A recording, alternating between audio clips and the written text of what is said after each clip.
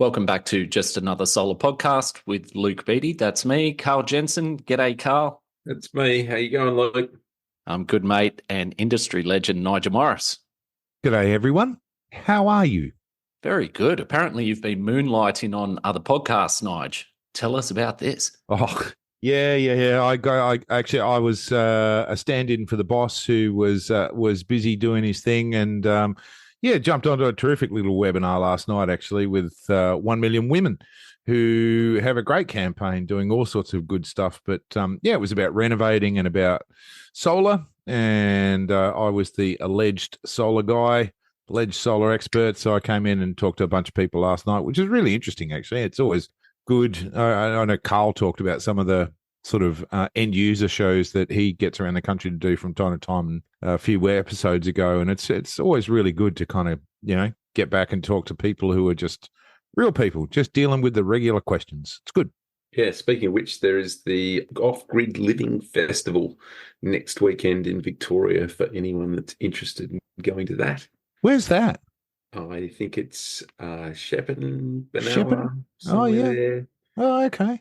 I was down that way to visiting my daughter and my new granddaughter who was born a few weeks ago. My daughter's in Kilmore, and I know there used to be a big field day at Seymour too, right? They still have the Seymour show? Well, no, I'll Google it while we're talking. Oh, good. There's plenty of shows on, actually. There was SEA last week, SEA New South Wales in Sydney. I managed to sneak my way in and leave the door open and get the MC role for that. That was a really good day. And there's SEA South Australia in Adelaide coming up soon, and SEA Victoria coming up not long after that, and then Solar and Storage Brisbane. So, we're back on the road, boys. The Cutters shows are coming up too, the Metro Road shows. You could almost fill a whole week of doing sessions and road shows and conferences. That's right. That's my goal. That Off-Grid Living Festival is in Chiltern. Now, I have to jump in here. There's been some enormous news today. So the Albanese government's committed $1 billion to the Solar SunShot.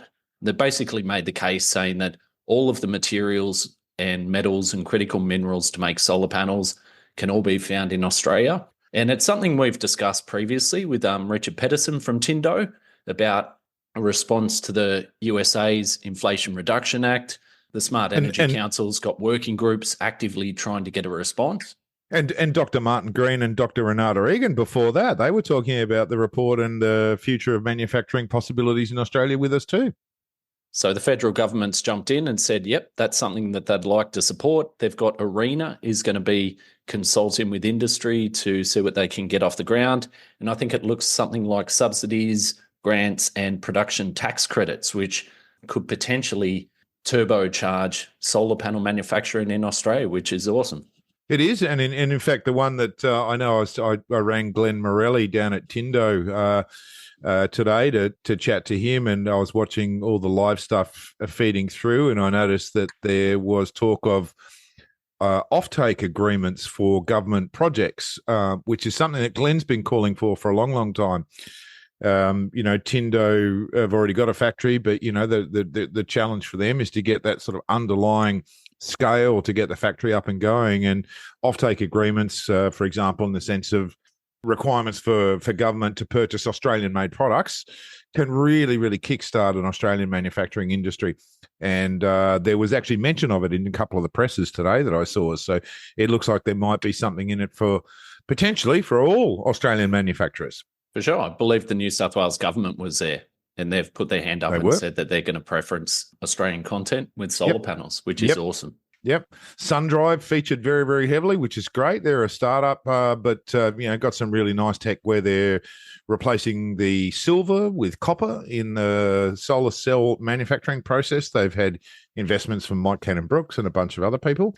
It's fairly early stages for them, but they're moving ahead at a rapid rate. And of course, with Mike Cannon-Brookes and the Liddell factory being ex-AGL and Cannon-Brookes being in AGL as well, there's a bit of a tie-up between the whole thing. So, I'm wildly speculating. I don't have any facts to back this up, but to me, you kind of look at it and go, geez, between AGL, who are in the solar space already, Cannon-Brookes, who's involved in SunDrive, Tindo, who are already manufacturing, seems to me that a combination of all of those three things together would be a wonderful, wonderful tie-up.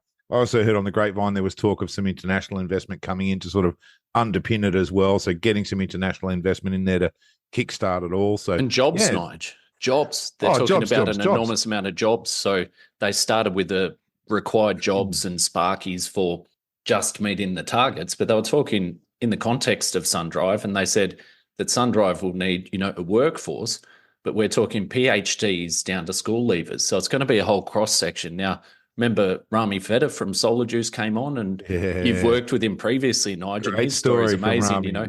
Coming in from high school, knocking on the door for a job. I mean, if we want to capture the talent and retain the talent in Australia in the industry, this is the best way to do it. And all politics aside, I have to hand it to Albanese and, perhaps the guys behind him, Chris Bowen, of course, the energy minister. But you have to hand it to him. Actually getting going and going, right, we've got these people at Liddell who used to work at a coal-fired generator. They need re-employment, right? There's a whole lot of people there and there's a whole lot of associated industries. All that is going to be lost unless we can transform that into the future. And they talked heaps about that. And, what better way to do it? Take an old coal-fire factory that's run its last, it did well for us, but it's out of breath, it's gone. Transform that, take all the people, re-educate them, retrain them, and get them set up for the future energy sector that we need. And what a great story. Plug in all the different techs that we've got and all the innovation that we've got in Australia, all the different companies that we've got in Australia who are battling to compete internationally. And boy, it sounds good to me. And one of the busiest men in Canberra today was John Grimes from the Smart Energy Council. I think he was fielding media interview after media interview. I reached out and got a 2-minute snippet from him just to break down how Smart Energy Council sees it for our industry. So let's have a listen. So today, the Prime Minister, the Energy Minister, and the Industry Minister, along with officials from New South Wales, were at Liddell Power Station announcing a $1 billion strategic support package for solar panel and ecosystem manufacturing in Australia. The scheme will provide both grants, so funding to get construction plants built, investment in capability, and also production credits, so that as companies produce, they'll be able to offset some of that production cost on a long-term, ongoing basis. A lot of the detail is yet to be developed. It will be worked up in consultation with ARENA, and a consultation process will begin in April. The Smart Energy Council has been working with the federal government, with the Treasury in particular, and the Energy Minister to advise on a scheme like this to put Australia back in the game when it comes to manufacturing smart energy things in this country. The solar announcement today is a really big step forward, but we know we're not going to compete head-to-head with mass production from other countries. It's about taking Australian IP and innovation and making sure that that's sustainable in a global context and beyond. And we want to make sure that this is not the end. That's why today I'm meeting with Federal Treasury to provide advice about similar schemes for battery value-adding and manufacturing, also a battery subsidy program for small-scale batteries, renewable hydrogen, electric vehicles and more. So a whole package and program of support. I'm hopeful that that's where we're going to land in the federal budget, and we're going to keep pushing to make sure that what the government does is really sensible. Mate, it's a breath of fresh air to have Anthony Albanese, what a ripper, actually backing this industry for the very first time. Let's make sure it's just the beginning. I don't think this can be understated. This is the biggest ever historic investment in the renewable sector ever in Australia's history. You have to give credit where credit due. They're really putting their money down. It's great. Yeah, it's kind of scary. I spend a lot of my time talking to the likes of builders and so on, obviously trying to sell our iStores. And one of them told me today that he employs 2 electrical engineers, and both of them think that the electrification of everything is a pipe dream, and that we still need gas. And you're just like, damn, it's going to be a long phone call. Seems so obvious to us. Critical to the electrification picture is storage, and battery storage is one of the big ones. So our special guest today specialises in it. So he's had over 10 years in the industry. He's all about intelligent storage systems. And I have to say this from personal experience, he's one of the best technical trainers I've seen. All of us get to go around to different sessions and different road shows and conferences. There's some amazing presenters, there's some average, and there's some, hey, you should have picked someone else to jump on the stage. But the times I've been in with Simon Ceglinski from PowerPlus Energy, it's always been engaging, very informative, and he just knows his stuff. So welcome to the podcast, Simon. Thank you all for having me here. I've got to say I've lost some sleep this week thinking I'm going to be in the same podcast as you three. Kind of a little bit intimidating, to be honest. Karl, you'll be happy. Got 30 kilowatts on the roof, gearing up for an electric car next year, just looking to see what's going to be the best out there. Probably not going to be Tesla, to be honest. I think there's better driver options out there for people who aren't hoons like you. Yeah, well, 30 kilowatts is the new 6.6, I'm told. Hey, Simon, just, as we always do you want to give us a brief about how you got into the industry and your journey so far? Yeah, a fair while ago, I was working overseas. My family's been in the timber game from before I was born. I wanted to come back to Australia, get a job, 29, came back to Oz, trimming trees near power lines. Wasn't really exciting or invigorating. I'd studied applied science at university and forestry, so it's all mathematics-based. And I don't know, I kind of got bored one day and applied for a job with a battery company, and they said yes. Within a few months, they'd kicked me out of the job I was doing and put me into a national technical sales type role, playing with mostly lead-acid batteries. And we started doing some lithium batteries with Simplify back then. That was a fair while ago. We were one of the early ones to bring lithium ferrophosphate chemistries to the market in a self-managed platform. Thought I'd dabble in wholesaling. For anyone listening, the most stressful job you could ever get is trying to sell solar panels, racking, and inverters to solar installers. It is the hardest job by far. And I discovered almost instantly I'd made a poor life choice. And PowerPlus had pestered me for 2 or 3 years. And after a while, I said to Bradley, "You're right. I'm wrong. I'll take your offer. Let's do this." And you avoided having to sell solar panels in 2024, mate. Well done. The last couple of years, all wholesalers have been absolutely flogged on solar panels. And I don't think it's panel people in Australia trying to be greedy or trying to exploit anyone. I think the target's been moving, the ground's been pulled from underneath them continuously, and I think it's a really unfair place for people who are trying to trade in that on a day-to-day basis. So, I like batteries. Batteries are chemistry, by the way. They're mass. It's easy. I like that stuff. The human element, not so much, but I try and suck that up. So you went to PowerPlus. They were chasing you. How's that been? It's been a ride because PowerPlus as a business is pretty new. We're 7, 8 years old. Prior to that, Bradley, our CEO and our father, he had a business called PowerPlus Solutions for about 25, 30 years doing industrial UPSs, solar UPS, that kind of stuff. We've got some experience behind us, but PowerPlus Energy is relatively new.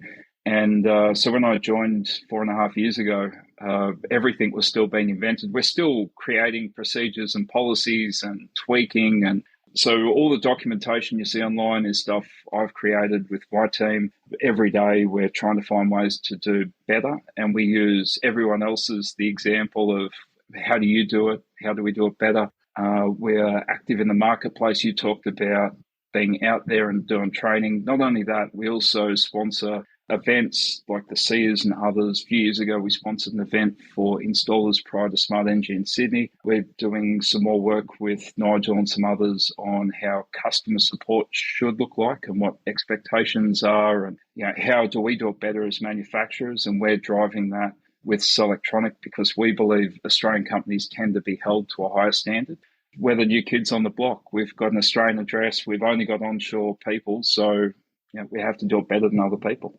You guys have set yourself a high bar. It has to be said, you've got some big competitors out there. The lithium energy storage space is about to go berserk in the next few years. So you're positioned really well. You're local, you're small. How do you stack that up? How do you actually compete on the global scale being a little company out of Victoria? You got some great tech, you got some great IP, you got some good relationships, you got runs on the board. Is that the secret going to be the secret to PowerPlus's success? How are you going to make this work against some behemoths in the energy storage world who are emerging very quickly? I think the biggest difference between PowerPlus and others is the human element. And we've been built with people. We've got our first robot. It's a stripper. Don't get excited, Karl. It just cuts the wire to the right length and strips the insulation off either end to take away the RSI and other repetitive strain injuries that those people in our business were getting. We do all the manufacturing that we can in Australia. So all the little wiring looms for temperature sensors, all of that's made in Oz. We could offshore it all.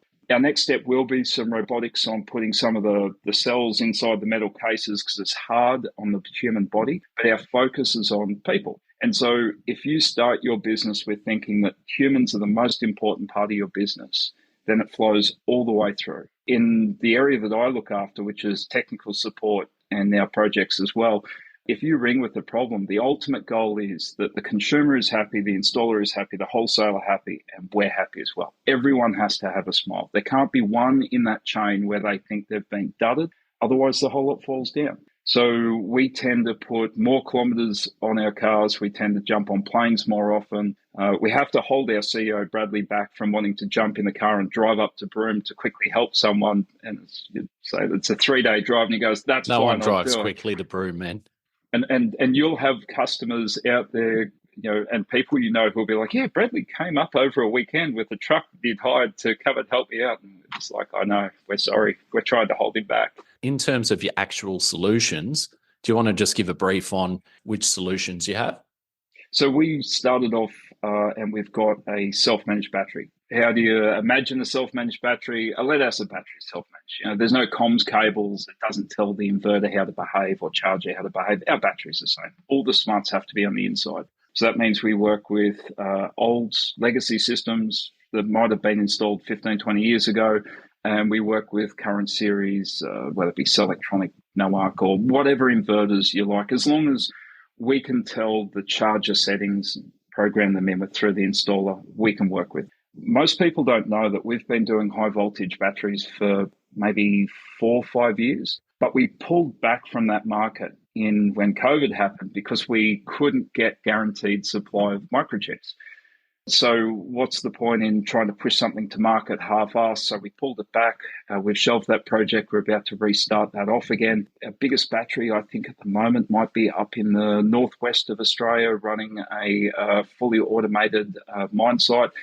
Everything's run through a wireless mesh, and I think it's a little over 2 megawatt hours of 48-volt batteries. It's a crazy system, but we tend to work in places where they're a little bit more remote. They need a higher level of reliability. And to answer your question before, Nigel, we're never going to compete with the really big manufacturers. We're always going to have that niche. And the reason why we get picked is because we're not afraid of saying we're not the appropriate battery. Now, the example will be Karl's got a love affair with Tesla, and there's nothing wrong with that. They make great cars and great products and cool rocket launchers and flamethrowers and stuff. So why would we ever want to take over in Karl's mind and put a PowerPlus battery on the side? Tesla would be more appropriate. That's what he wants. It's what he thinks he needs. It's whatever. Go for it. There's nothing wrong with that. There might also be those applications where those other brands don't work well, but we can. And our sales team know this, and our sales team are not afraid to say to our customers, we're not the right choice. You should pick a insert iStore product, whatever. It doesn't matter. At the end of the day, Simon, I disagree. I think that this is a great opportunity for Selectronic to have an all-in-one solution of some description. They've tried in the past. The problem is the cost of building things in Australia is so high. And Albo's just said $1 billion for manufacturing solar panels, but that's great. But that's only a portion of the story, right? What about the racking system? Currently, we get a whole heap of racking made in Australia, but a whole heap made offshore. So we lose that kind of security of manufacturing there. What about inverters? So way back in the day, Plasmatronics and Latronics, great Australian companies, manufacturing, leading the way. Latronics, unfortunately, closing this year. Couldn't find someone to take on the business. A little bit later, you have ARL in Brisbane coming along and inventing MPPT technology for the whole world. That is the thing that kicked off all of the world in this. A little while after that, you have Selectronic coming along and inventing. So where are these? MIL recently tried, I think, making solar inverters. Yeah, they had a crack at it. So we can't just concentrate on one little bit. We should think about the whole ecosystem and say, surely the manufacturing across the board of all renewable products is a critical importance to Australian energy security. I agree, and we'll take the win on the solar panels. But as John Grimes said, he's meeting with Treasury. I know that Smart Energy Council has working group on critical minerals, and it's a big talking point that basically we're going to start processing lithium and processing whichever battery chemistries and retaining more of the supply chain, saying that we have all those critical minerals. But to build that, I mean, it's already been bookmarked, it's already been noted. I say we take the win on the solar panels, but I don't think it's going to be long before we see some similar government support for our own battery solutions, advanced manufacturing, because there's no other way to do it. We've got all the minerals. Why ship them offshore when, as you said, people hold Australian companies to a higher standard? If you can maintain those standards, people are going to pay more for it. Yeah, that's an interesting one, Luke. So BHP back in the day spent billions of dollars trying to turn our iron ore into more like a pelletized, better solution, and failed miserably, sadly, after several years and billions of dollars. Nothing's ever easy, right? But I'd say inverters are a different case. The way that you do production tax credits and the way that you do grants for solar panels are going to be different to inverters, are going to be different to batteries, are going to be different to racking and extruded aluminium products as well. Do you reckon? Yeah, I do. And that was actually the thing. Oh, sorry, Karl, I'll jump in there. But the thing that struck me about this announcement and about the opportunity at Liddell is you've got a very hardcore, large-scale industrial facility right there, right?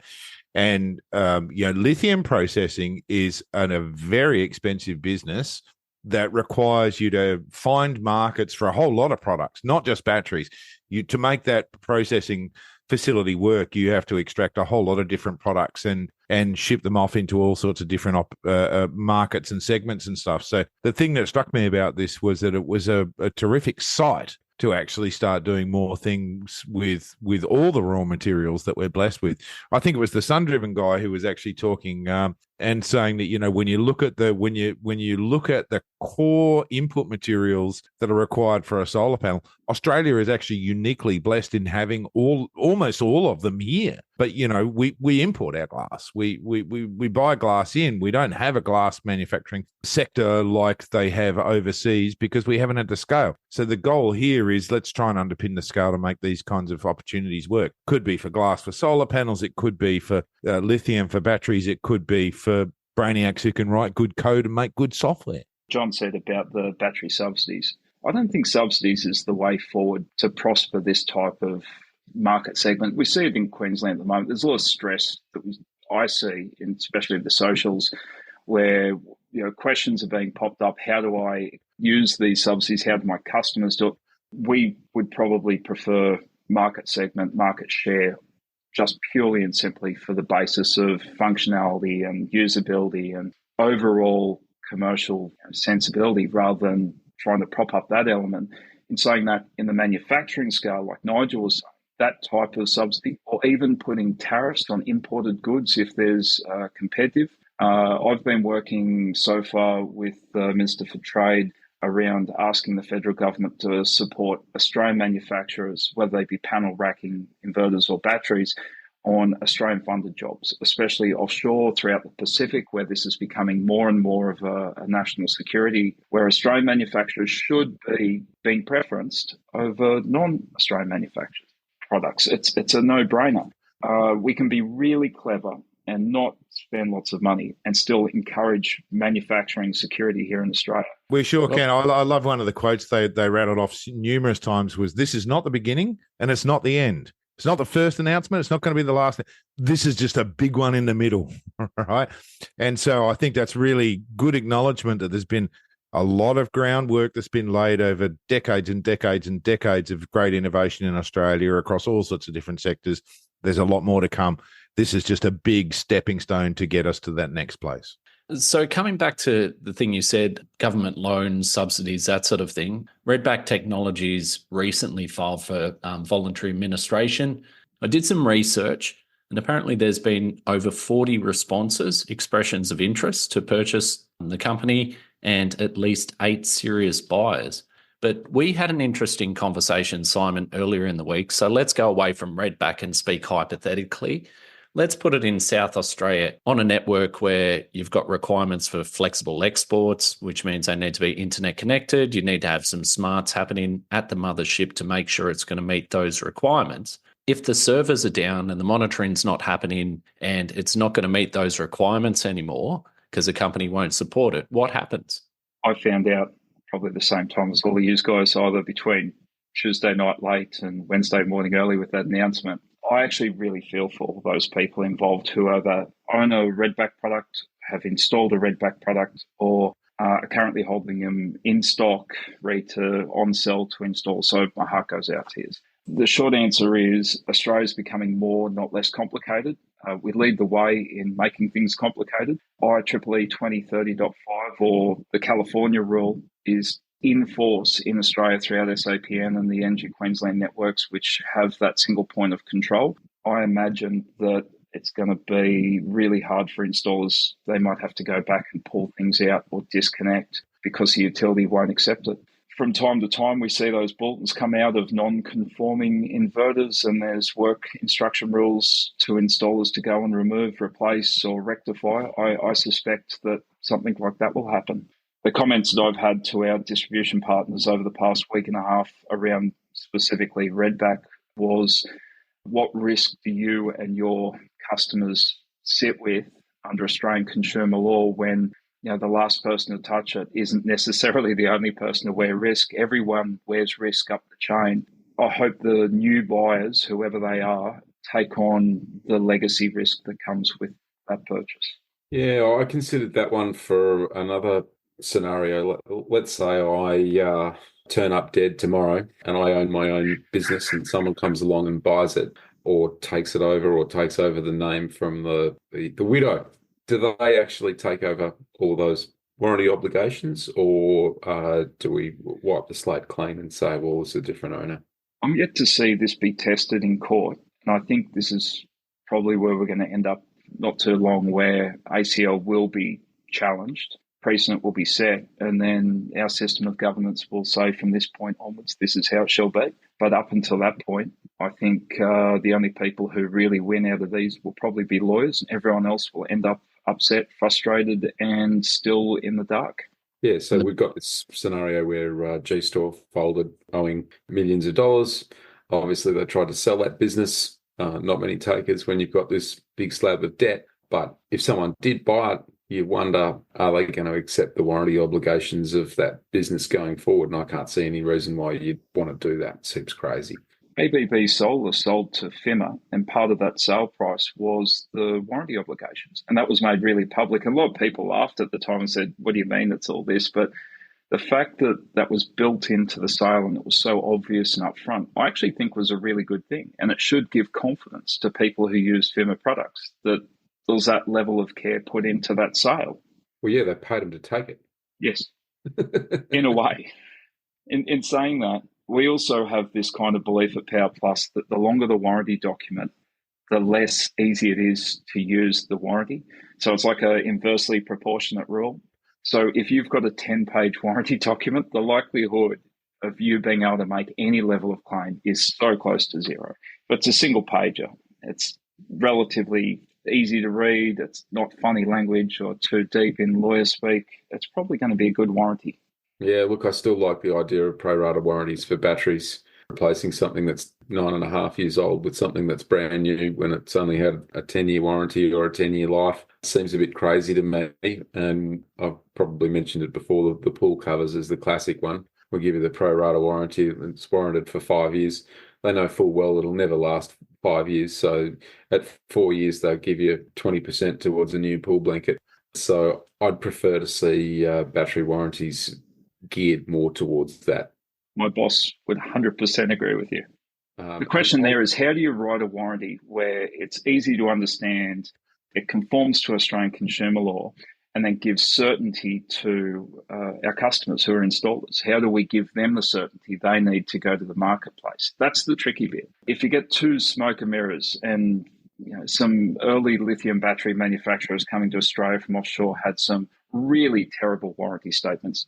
There's some really horrible ones actually in the fine print of some old lead acid, really good quality German batteries where, for every 5 degrees above 20-degree temperature, the warranty halves. Like, where in Australia are we going to get that? Maybe in Tassie, that's the picture behind me. Yeah, okay, fine, that's great. But the rest of Australia, what warranty do you have? And this is that fine print thing. How do you define a cycle? How do you define the ambiguity in some of these documentation is where installers should really take note. And it's not special to batteries, right? You get it in panels. I see it all the time. There's degradation rates, or they've got some really odd kind of smoke and mirrors that marketing people insert to make it seem cooler. And I'm blaming marketing people because none of us are marketing people. We're all normal, good people. I have to apologize later to our marketing team for making these comments. But if it looks too good to be true, maybe it is. Nigel was saying, listening to your episode from your previous one with Smart Energy, you're looking at some new brands at Smart Energy. Every year I've seen new brands coming through, Smart Energy, All Energy. I love getting the data sheets and looking for spelling mistakes or really out there kind of statements. My favorite was a few years ago, there was a battery in Australia being sold with 1 million cycles. And I was like, that's amazing. 1 million cycles. What's a cycle? How do you measure that? What's I think that was test? a super capacitor, if I'm not mistaken. I was going to say that. It was on the tip of my tongue, Nigel. What about that super Was capacitor? it a super capacitor or was it a hot glue art experiment with lithium titanate cells? Who can say? Not me. I don't know. Who can say? Interestingly, talking about actual cell life and so on, the home energy storage device really does cop quite a hiding. And shout out to Rami and Andrew from Solar Juice for selling me their secondhand Tesla Model S. It's done 210,000 Ks and it suffered just 10% degradation over what it was when it was new. And I mathed that out. Originally, they claimed 505 Ks of range. Now it gets 440, which is actually 12%, but it's only 415 cycles, which isn't a lot when a home battery's got to do quite probably 365 cycles a year. So as opposed to an 8-year-old car, a home battery cops an absolute hiding. So it'll be interesting to see how they survive over time. They don't do 365 and a quarter cycles. A battery rarely will do a full cycle a day. And plus, what's a cycle? Is it all the way full to all the way empty, partial to all the way or full again? Energy throughput's the best way. All the way empty. That's a full cycle. A good manufacturer, and I'm going to chuck Tesla in this because they use Panasonic cells in their cars, and Panasonic is a brilliant manufacturer of cells. They will derate the capacity of their cells. So when you get your brand new Tesla Model S, I bet you the nameplate will tell you this is how far you can drive, and I bet you if you're conservative, you can drive further.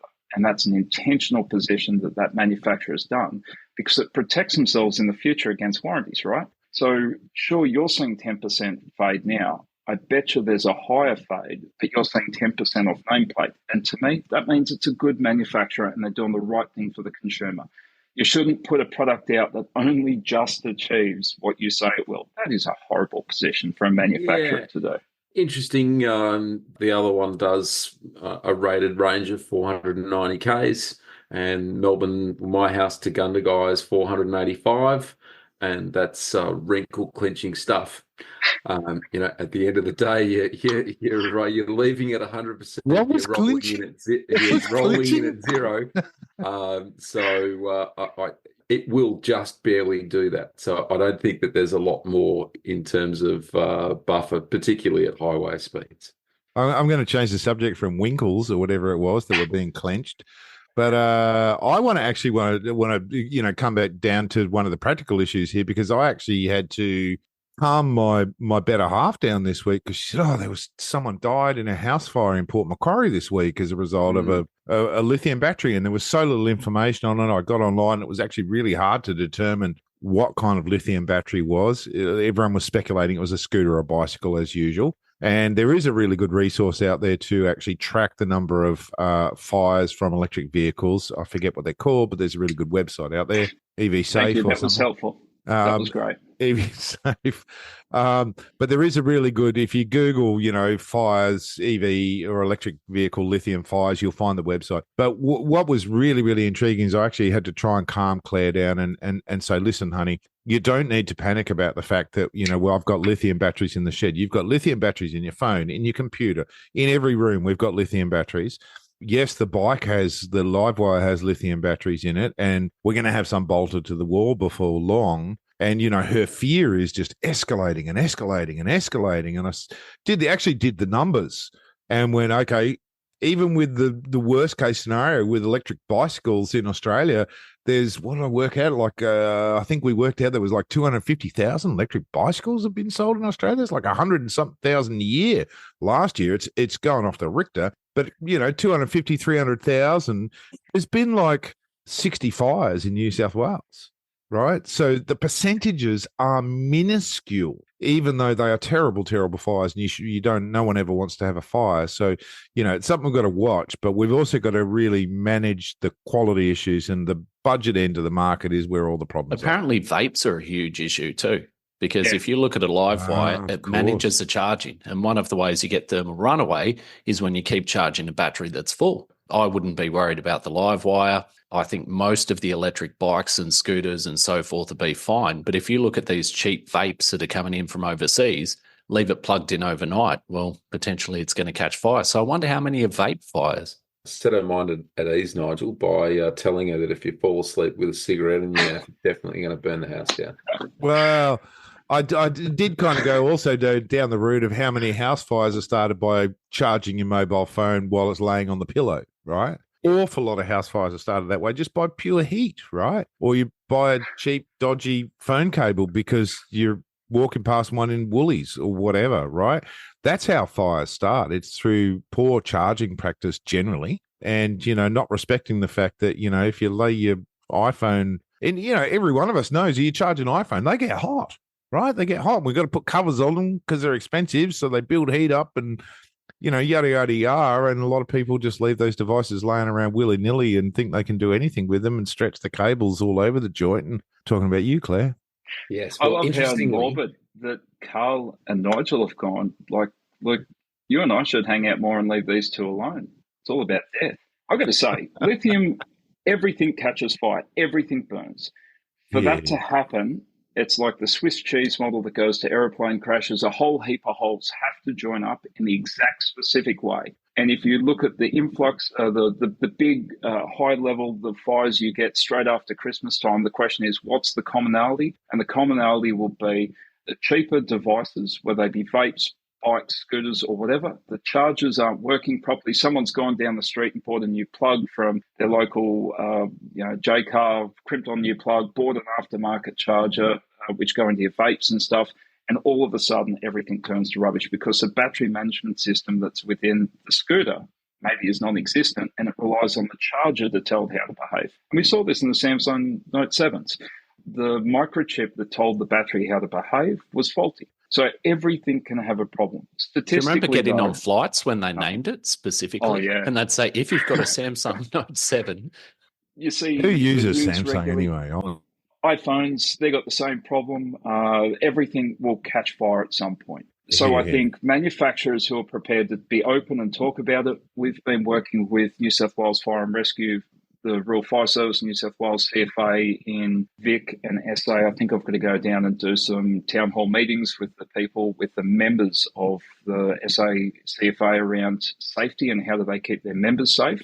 I think the key to all of this is stick to the manufacturer's instructions, follow the Australian standards, follow the best practice guides.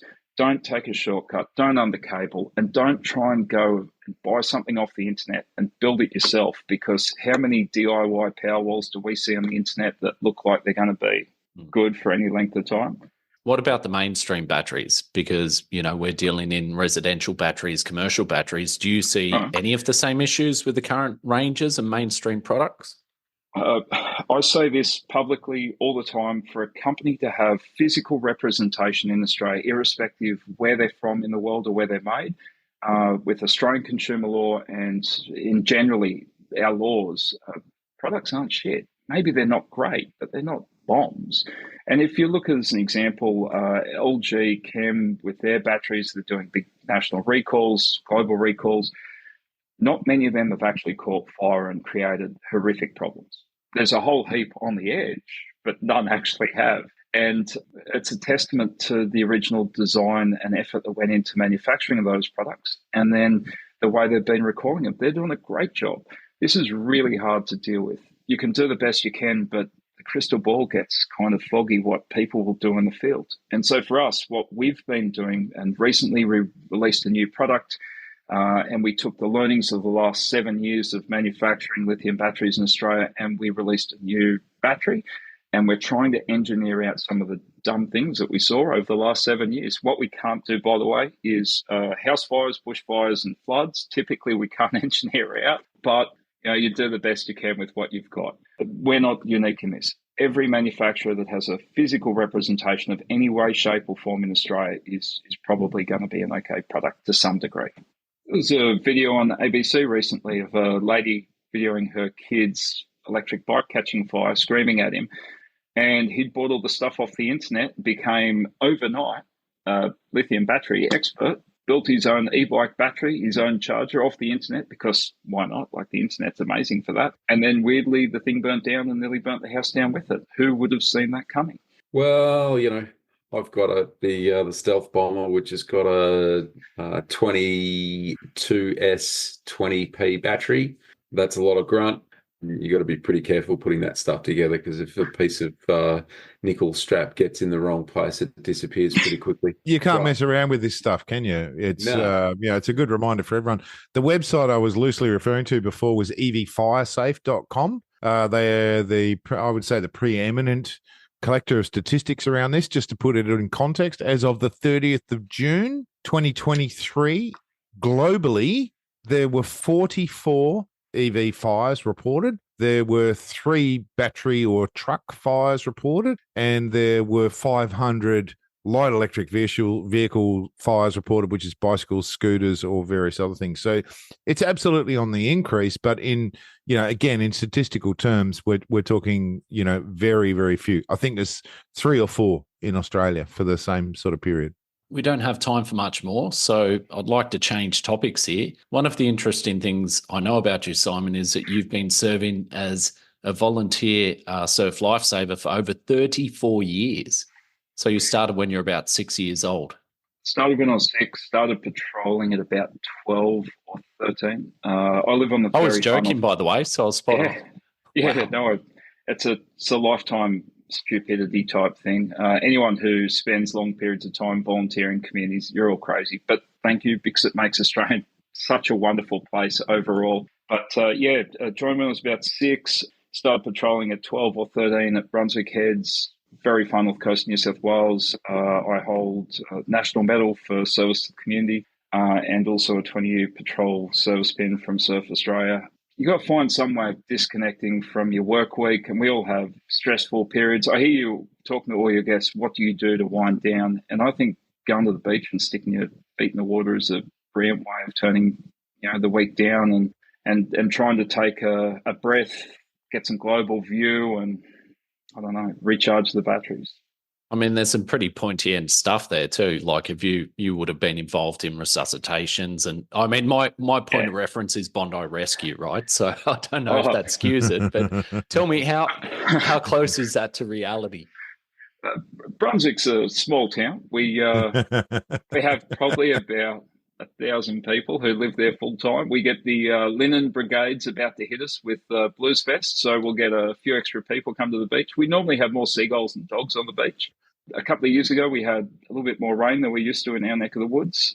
We had some pretty big floods, and our local government area is Byron Shire. We have 1 flood boat operator with SES and 2 boats, and so all the surf club members at Brunswick, Byron, and our surrounding clubs got together and did all the flood rescues. So we spent a day on the water, pulling people out of houses, boats, and on their boats and stuff, taking them to evacuation centres. And then in the past, I've also held a regional role, looking after the membership and nippers, our junior lifesavers. So I activated our NEPA parents, and we ran evacuation centres for a week around northern New South Wales.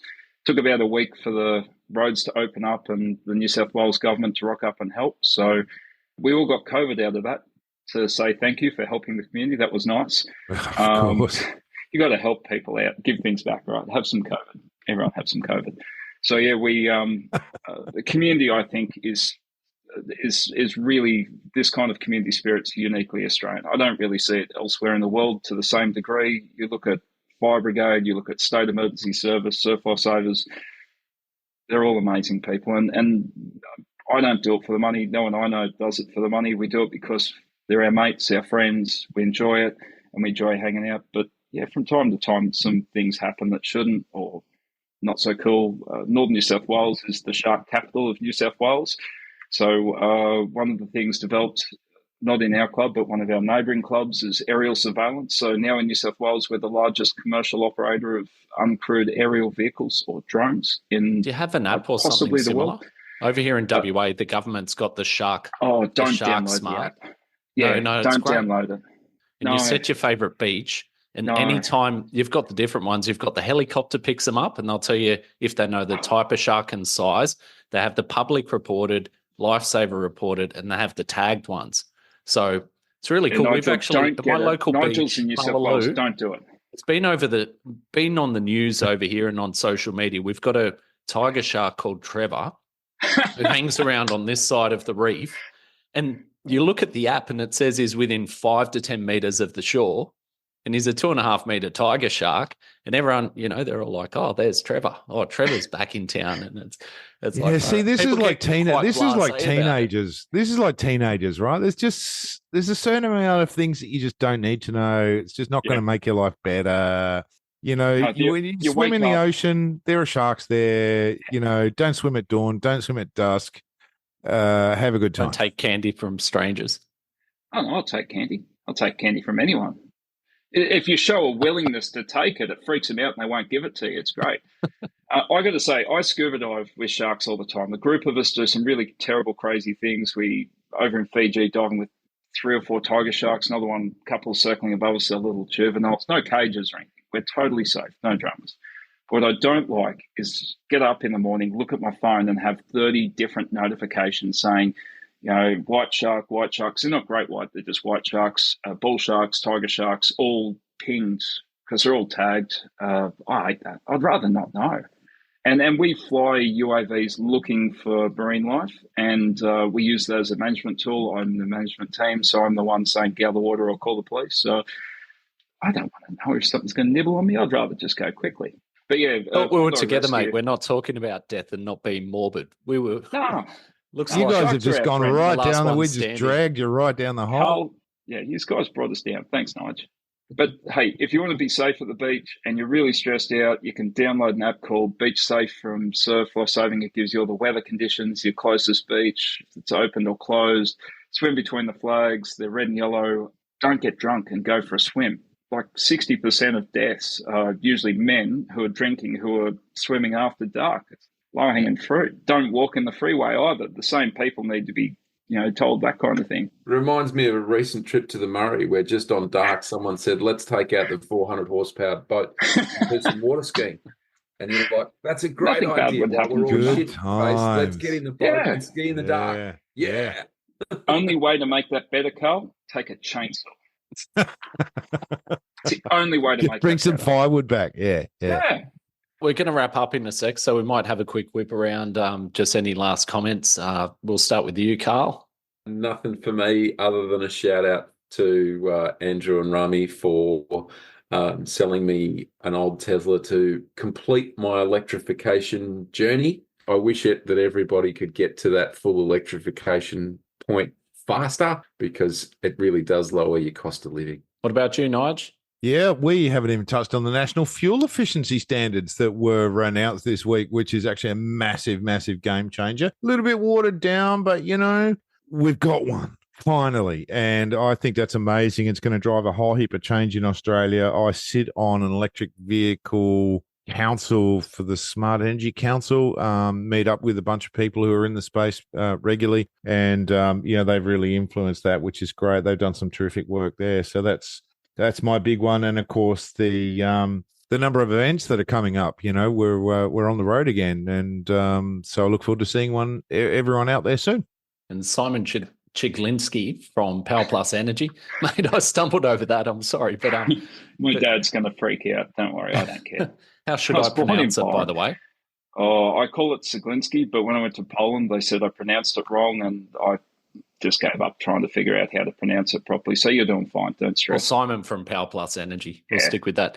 Yeah. Any last comments or anything you want to add? Nigel, I agree that efficiency standard's amazing. Small steps, though. We can't do everything in one day. And for everyone out there listening, remember, look both ways before you cross the road. Be good to your mum, and please follow the manufacturer's instructions. They're not trying to make your life hard. They just want you to have the best experience. You mean you've got to take the instructions out of the packet? I'm happy to read it to you if you actually listen. There's a podcast idea. Simon reads the manual. That's what have I just done? So, yeah, thanks a lot, guys. And thanks to you for listening. Please remember to jump on socials, jump on LinkedIn, jump on Facebook. If you like us and share stuff, that helps us. And also, Nigel gave the instructions in the last episode how you can add a review via Spotify. You can do the same on Apple Podcasts. So, just helps us grow and get a greater reach. So, thanks again, and we'll catch you next time. Cheers.